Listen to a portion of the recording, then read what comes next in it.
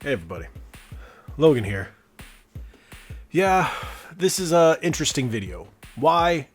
Well, I'll tell you why.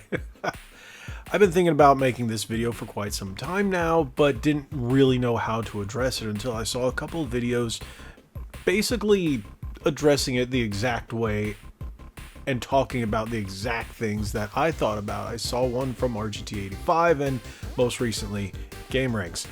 And they really hit the nail on the head, but I would say I have a bit more passion about what Microsoft is doing and why they're doing what they're doing with Xbox because, well, I work for the company. I know people who work at the company currently, and not everybody's too thrilled.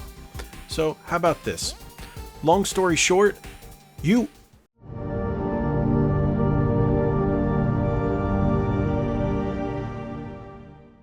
there you go. That's what I think. That was the long story short. So now we're going to get into the actual long story and why I believe that way. What do you mean? I didn't say it? Well, let me just get into the details, into the nitty-gritty, if you will. Okay. So 2024 was a rough year for Xbox. Xbox seemed to be going through an identity crisis. And as someone who's really been a pro Xbox gamer since I got mine in 2002, I think that's when I got mine. I got mine after graduation, high school graduation. I got my original Xbox and I got Dead or Alive. I got Dead or Alive 3 with it. And then eventually I got Halo a couple days later. And then there are so many other exclusives that just kind of piled on, which gave Xbox their identity. I was playing games like Mech Assault and Fable, of course. And then you had games like, well, Grabbed by the Ghoulies, which wasn't the greatest, but they had an interesting identity. Xbox had, well, their brute forces and all kinds of other games that really set Xbox apart from the Nintendo GameCube and the PS2, which I also had at the time. And since then, you know, Xbox has had a roller coaster. The 360 was definitely probably their peak and what some people would arguably call one of the greatest consoles of all time. And well, then we had the Xbox One, and that was a debacle right out of the gate with, you know, always online DRM. And yeah, the Kinect being mandatory in the day one bundles. And well, Xbox Series X and S have just been a financial flop and a just a flop all around with what less than 2.6 million, I think it was, or was it just an average 2.4? I don't remember the exact number, but it was around 2 million units in 2024 worldwide. That's a disaster. The PlayStation 5 is outselling at 5-1. 5-1. And well, we got the Switch 2 coming out. No one's going to buy anything after the Switch 2 comes out. Everybody's going to be jumping on Switch 2 bandwagon. But can you blame them? Everybody wants a Switch 2. Now, if we take a look, Microsoft has really, again, lost their identity. If you had asked me this question, whether or not an Xbox is still worth buying, let's say just 4 months ago, let's say October of 2024, right around my birthday when I got that all-white digital Series X, my answer would have been rather different. Shoot, a year ago, completely 180. If just a year ago you said this is going to be my opinion, I would have laughed at you out of the room. No, not so much. Why? Because, well, let's start at the beginning. Xbox has pretty much done away with physical media. And we've seen a lot of issues, especially with the PlayStation outage a few weeks ago. That, yeah, digital, not the way to go, because hey, there were instances if servers go down, you can't play your games. Therefore, you pretty much have a paperweight on your hands. And if that's the way that the Xbox is going in the future, what if they turn off the servers like they did with 360, but with the Series X and S? And with all the DRM and all that stuff that's popped onto these consoles and these downloadable titles, you really don't own anything. Microsoft really wants you to go the route of you don't own anything and you'll be happy. And we don't want that. Nobody wants that. And if you do, you need some help. As someone who is a physical gamer, who buys all my games physically, it's been hard for me to stick with Xbox. And I know a lot of people who are in the same boat, and they're like, I always bought my games on Xbox, but when you go to the store to buy a new game, either it's just not on the shelf, or it's not coming out, and the only way to get it is limited run? Like Indiana Jones. You know how many people I talked to that wanted a physical copy of Indiana Jones for their Xbox? But they're like, I don't want to wait a year and a half to get it through limited run. I was like, I don't blame you. I am just now receiving something, it should be here within probably a week, a game that I pre-ordered from limited run, Turok 3, for the Switch about over a year ago, because I got a collector's edition. I forgot about it. I honestly forgot about it. And as a physical gamer, if you're playing on Xbox, that's not what you want. You want to be able to go into the store and just buy your game. So you have that. It's the big reason Microsoft has, pretty much ditched physical media and just gone solely to digital because, well, overhead. And they just want you to buy Game Pass. That's why their new machines are pretty much diskless, and that's going to lead into another topic later on in the video about the future of Xbox. Next, well, exclusives. Exclusives don't exist on an Xbox platform anymore. Most recently, we had that developer direct where every game was a multi-platform. Even the ones published by Xbox, they all had that PlayStation logo. Then a few days ago, Ozempic Phil, Phil Spencer. Have you seen the guy lately? He's gaunt. He's scary looking. It looks like it's either Ozempic or stress. Something's killing him. He made a statement that they're going to start putting all the competing platforms, well, they're no longer competing because, well, they're just not. They're going to start putting all their logos at the end of each trailer. They did it with Doom. They did it with Ninja Gaiden. But hey, Ninja Gaiden was third party, never exclusive. And now we see it with games like Forza coming over, Halo coming over, and Gears coming over to the PlayStation 5, and maybe even the Switch 2. But we don't know about Switch 2 just yet, but we do know Doom is coming. So yeah, no such thing as exclusives, and Microsoft has just given up. They even said that they're done trying to get people to come over from PlayStation or Switch to the Xbox. So your hardware's done. They just said don't even bother. Really don't even bother. Unless you want a dedicated Game Pass machine, there you go, you can do that. But why? Your phone, you can always play on your phone. You can play on your laptop, you can play on your desktop. As someone who has all those, for me, computers aren't for gaming. Computers are for work, consoles are for gaming, consoles are for fun, consoles are for relaxing. Your desktop, your computer's for work. It's where you sit at in front of for hours a day if you work at home, and if you work in an office, you're sitting in front of a computer. That's not the ideal place for rest and relaxation. And Microsoft is like, well, get used to it. Nope, sorry, ain't doing that here. And I know a lot of people who agree. Yeah, there are a bunch of pro PC people that are just like, no, sit in front of your chair and go like T-Rex all day, Nick. And no, I can't do that, man. I can't. And I know a lot of people who, especially those of us who work really hard, and it's just something you don't want to do. And again, Microsoft is like, no, that's what you should do. Nope, not going to do that. So hey, put your games on the Switch and on the PlayStation. And that's what they're doing. Another example, of what's going on, and hey, this is a bad thing that Microsoft has chosen to do. Well, their games have just been awful. Look at Avowed. Avowed, nobody, not a one, and I know plenty of people who played it.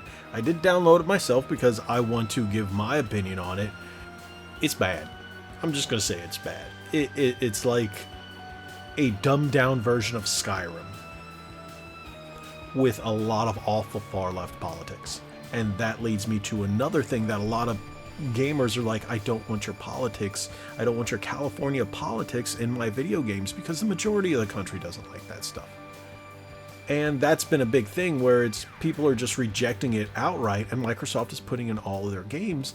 And it feels like what the studios are doing with Halo and with Gears 5 did it, and Fable and the new Perfect Dark, and all their devs seem to be outright insulting gamers because we don't want your garbage politics in our games.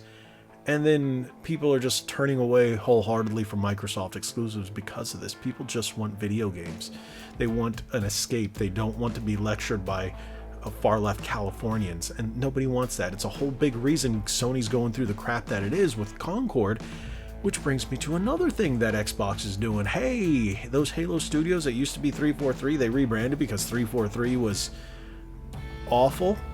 Sadly, you know, Halo 4 wasn't terrible, Halo 5 wasn't good, and Halo Infinite was trash.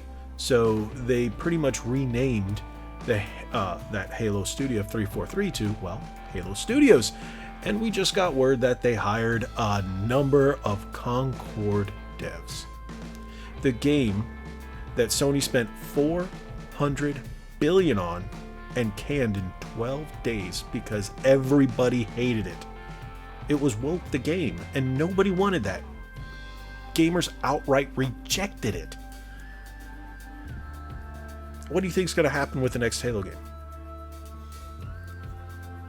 Halo seems like a dead franchise, and it's a shame because in my game room I have a whole, display and statues and figures and you name it of Halo. I have so much Halo stuff. It's ridiculous. A massive Halo fan. It looks like they might be pivoting with Gears. We have Gears of War E-Day, and that looks promising, but games like Fable just look like trash, and people think it's a walking joke. It's become a walking meme at this point. And same thing's going with Perfect Dark. It's like, man, that lady's a man with a chin. Man, look at it. It's terrible. Look at the old days. Man, go back and look at the Xbox 360 era. Look at Perfect Dark there. Yeah, it wasn't the greatest first-person shooter, but visually the game was beautiful for the time. Joanna Dark was beautiful. We had such awesome games in the Xbox 360 era with the Gears of War, the Crackdown, the Perfect Dark, the Cameo. We had such awesome original games, and everybody saw it that generation. That was the generation where gaming really hit its peak, and Microsoft, along with gaming, has really just gone downhill since then. There's a lot of great retro titles and a lot of stuff coming from Nintendo and the indie devs that are still worth playing today. Sony has really lost their way, but this isn't a video about that. I can go on about what Sony has done and hasn't done, and well, things look like they're about to pivot over there with a new Japanese CEO. Don't be surprised if we see Microsoft take a big pivot in everything that their studios are doing with all these losses they're taking. Again, with the most recent one being Avowed, and it's just been trashed.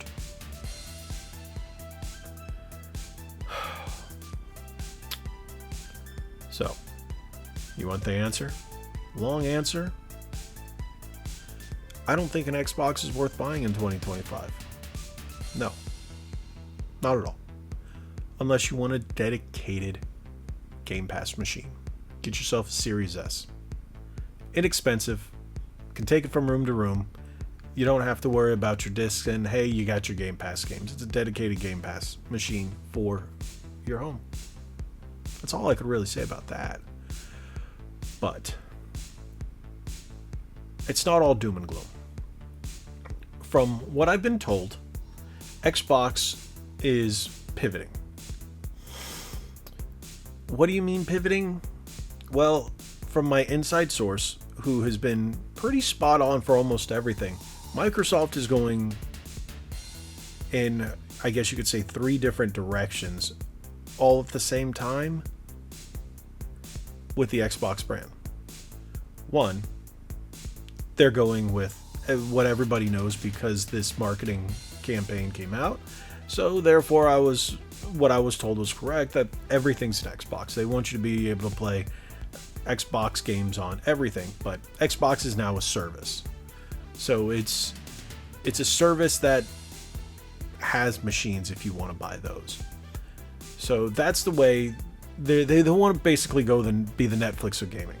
Next, they want to put their Xbox Game Pass service on Switch and PlayStation, so you can access it there. So they're more like a third-party publisher on the big guys. Oh, it hurts saying that because Xbox was the big guy in the 360 era. This video hurts me. Making this video really hurts because I was an Xbox fanboy, but things have changed, right? And finally, they're going to make hardware.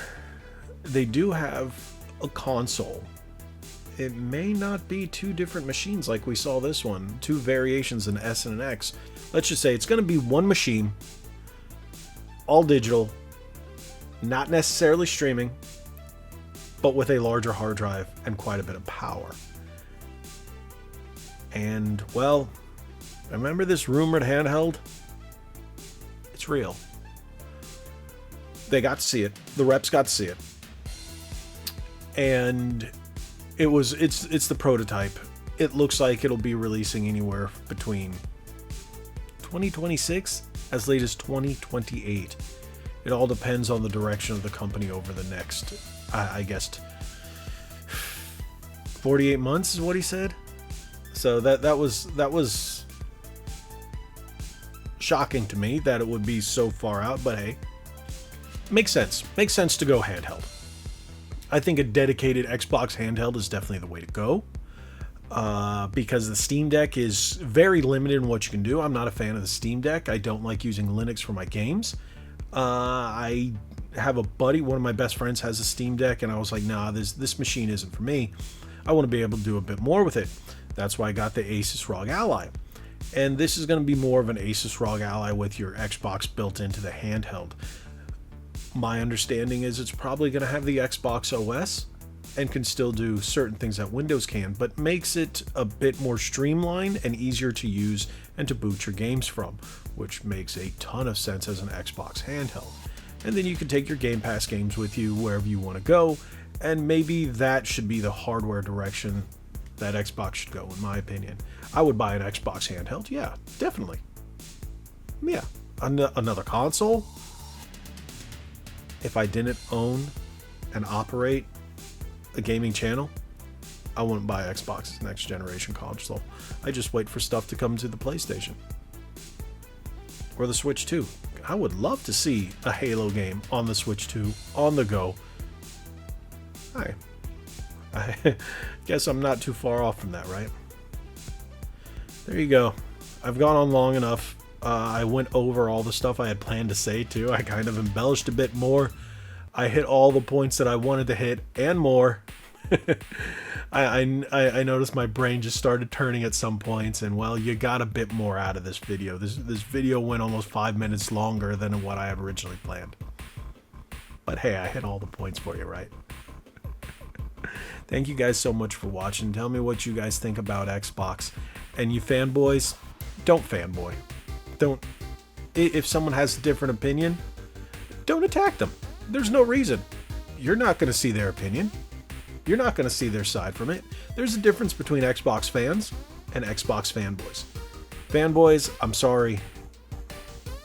But Xbox fans, you know who I'm talking to. I'm talking to you.